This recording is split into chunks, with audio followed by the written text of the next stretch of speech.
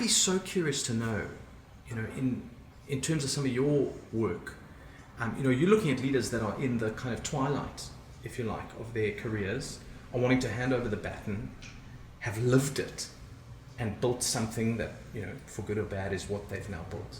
Mm-hmm. Where do you see these elements of kind of cognitive dissonance, of this is what I know I should be doing, this is what I am doing, and those things are not quite the same?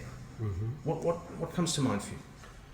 If we talk about a senior leader, doesn't mean that they are wise, doesn't mean that they have worked at a personal integration. It doesn't mean that they have continued to be a learner throughout their life. They just had a lot of birthdays.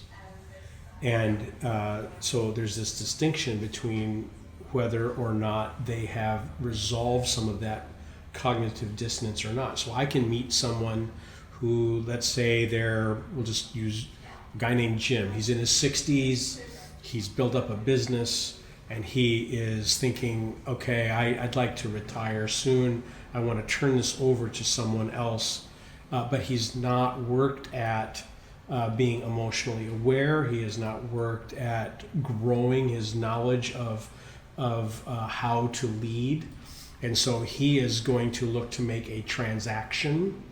And in order to do that, he's going to have to try to put the most positive spin he can to get somebody to come in and be the successor without showing everything. So now the successor comes in and they can't even make progress because now what's happening is all this crap in the closet is being uncovered. The fact that they hadn't recapitalized the business, the fact that the roof is in terrible repair on the manufacturing facility, or that there's actually a lawsuit that lands 3 months after the predecessor is gone for something that the predecessor did. That's the stuff that happens, and you have this stuff you're saying to the marketplace, to the interior part of your workplace, to the people. You're saying all this stuff that isn't real.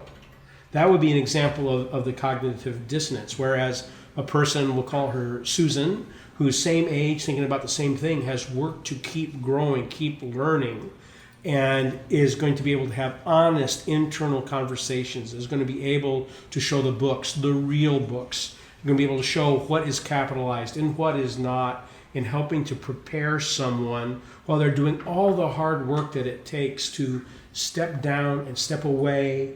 And instead of trying to solve, letting somebody else solve and maybe fail, that's hard work. And it's very tough to do that while you're projecting a false front to try to look good in the marketplace so you can keep succeeding.